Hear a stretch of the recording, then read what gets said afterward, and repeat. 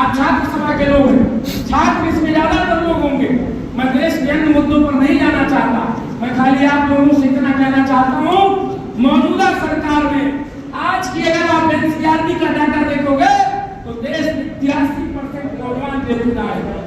देश का 83% नौजवान आज बेरोजगार है। बेरोजगारी का दर झेल रहा है। जिसने परीक्षा दी, सरकार ने बड़े बड़े वादे किए कि आपको पुलिस में भर्ती कर दिया जाएगा, आपको लेखपाल बना दिया जाएगा, आपको दरोगा बना दिया जाएगा, किसी को फूड इंस्पेक्टर बना दिया जाएगा, किसी को इंजीनियर बना दिया जाएगा, किसी को सिंचाई विभाग में भर्ती दे दी जाएगी।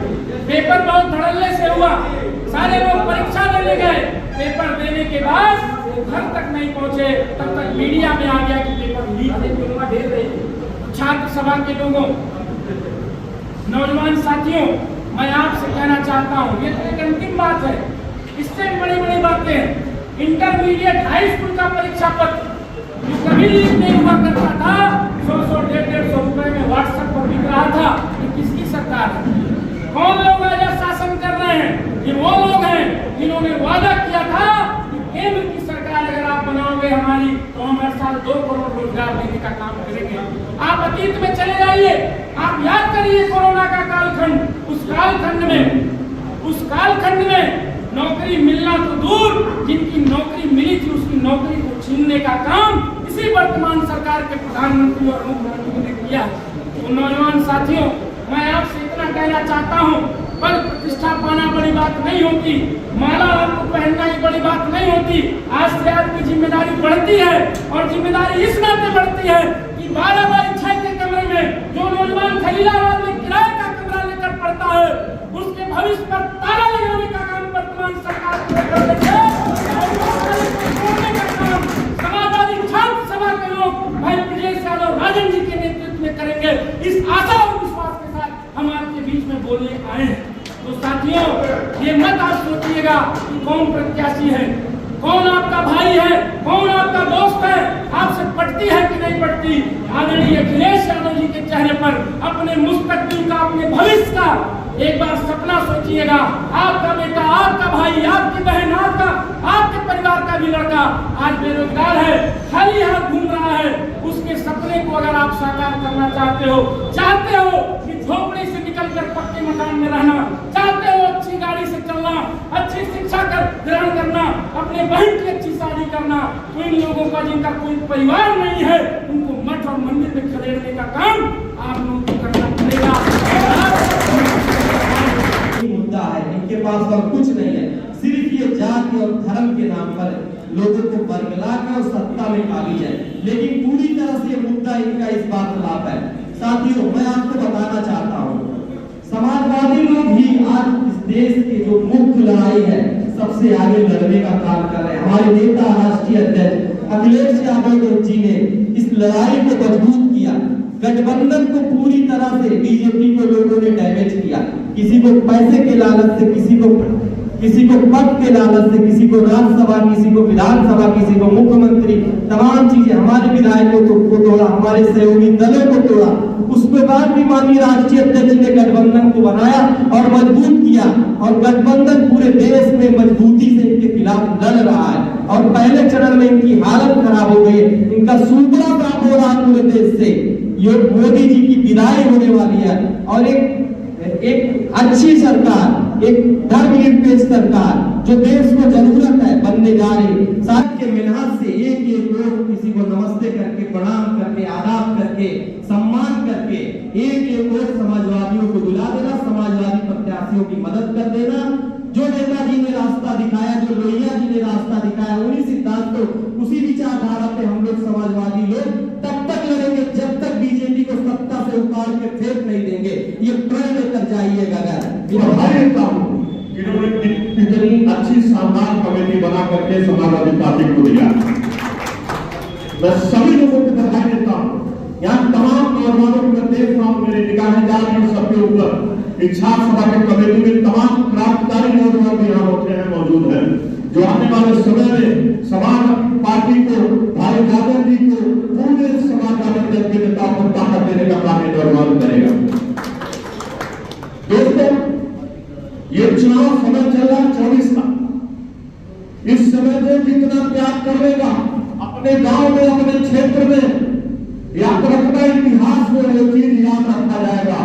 क्योंकि ये समय जो चुनाव चल रहा है, ये देश में अभी गुरु जी ने बताया, ये संविधान बचाने का चुनाव है। जिस तरीके से अंग्रेजों ने देश को गुलाम किया था, उसके बाद इस गुलामी से आजादी देने के लिए अंग्रेजों से लड़ाइयां लड़ा हमारे क्रांतिकारियों ने, उसी तरीके से समाजवादी पार्टी इस देश गुलाम की तरफ जाते हुए इस वर्तमान सरकार में भाजपा की है, उससे आजादी दिलाने के लिए लड़ाई जो लड़ रहे हैं, डाउन हो गया क्या? जो आजादी दिलाने के लिए जो समाजवादी लोग, इंडिया गठबंधन के लोग लड़ाई लड़ रहे हैं, आने वाले समय में इतिहास के पन्नों के लिए दर्ज होगा कि लोगों ने लड़ाई करके भाजपा देश को खत्म करने के कगार की तरफ ले जा रही थी, तब समाजवादियों ने लड़ करके भाजपा को देश को नाबूद करने का काम किया। इस नाते साथियों, आप लोगों से मैं गुजारिश करूंगा कि बहुत दूर मत जाना, अपने गांव में, अपने क्षेत्र में वही सबसे ज्यादा संभालने की जरूरत है। जब आपके क्षेत्र में परवीन निशान चले गए तो परवीन निशान से खड़ा होकर के उनसे सवाल कर लेना कि ये बताओ कभी प्रावधान, खास तौर पर मैंने देखा कई लोग गौवा क्षेत्र के भी आए हुए हैं, ज्यादा संख्या गौवा क्षेत्र की है। आप उनसे पूछना, जब आपके समाज का किसान समाज का बेटा आपको फोन करके बताता है हमारे यहाँ बाढ़ आ गई है, आप आ जाइए, तो उन्होंने कहा था, सांसद ने कहा, इतने जिम्मेदार पद होने के बावजूद उन्होंने कहा कि क्या करूंगा मैं आकर के बार बार पनिया पी जाऊंगा। इसको सवाल करना, आप जवान हो, जब हमारे गौवा क्षेत्र में बाढ़ आती थी तब तो आप कहते थे क्या करने के लिए आऊं, पनिया पी जाऊं, तो जैसे पनिया पी जा रहे थे वैसे गौवा भी पी जाइए, सारा होगा पी जाइए, आपको क्षेत्र में आने की जरूरत नहीं है। ये आपको हमको सवाल करना होगा, क्योंकि समाजवादी पार्टी संघर्ष के नाम से जानी जाती है। समाजवादी पार्टी का चुप रहने वाले लोग नहीं होते हैं दोस्तों। और आप सबको एक मैं आश्वासन देना चाहता हूं अपनी तरफ से, क्योंकि मैं संगठन चला रहा हूं, मैं जानता हूं संगठन चलाने के लिए बहुत जिम्मेदारियां होती हैं।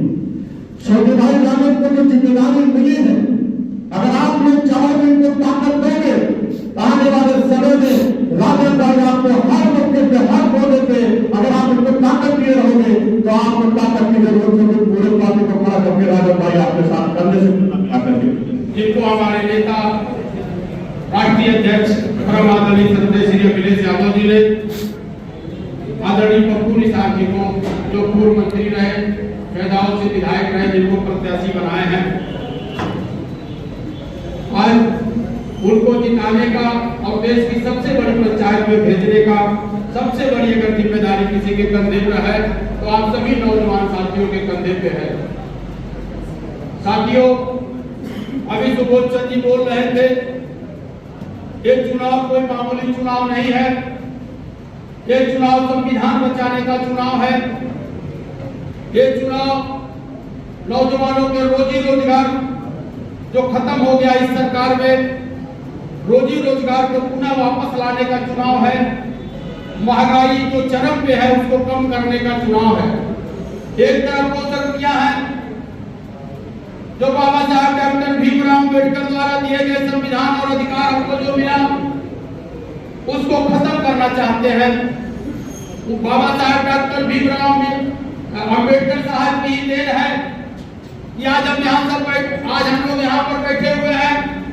आज हम अपनी बात आप लोगों के बीच रख रहे हैं, आप लोग जनता के बीच अपनी बात रख रहे हैं। कभी हमको आपको वोट डालने का भी अधिकार नहीं था, कभी हमको आपको शिक्षा ग्रहण करने का भी अधिकार नहीं था। डॉक्टर बाबा साहब डॉक्टर भीमराव अम्बेडकर ने संविधान दे करके, संविधान बना करके हमको आपको अधिकार दिया। आज भारतीय जनता पार्टी की सरकार संविधान खत्म करना चाहती है। आज हमारा संविधान खतरे में है। जो बाबा साहब डॉक्टर भीमराव अम्बेडकर ने हमको अधिकार दिया, वो अधिकार आज हमारा खतरे में है। हमको अपना संविधान बचाने का चुनाव है, संविधान बचाने का चुनाव है। और आज महंगाई, भ्रष्टाचार चरम पे है।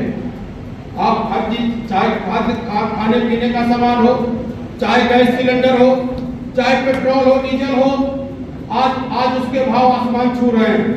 कभी मोटरसाइकिल 40,000 की मिलती थी, आज मोटरसाइकिल 80,000 1 लाख रुपए की मिल रही है।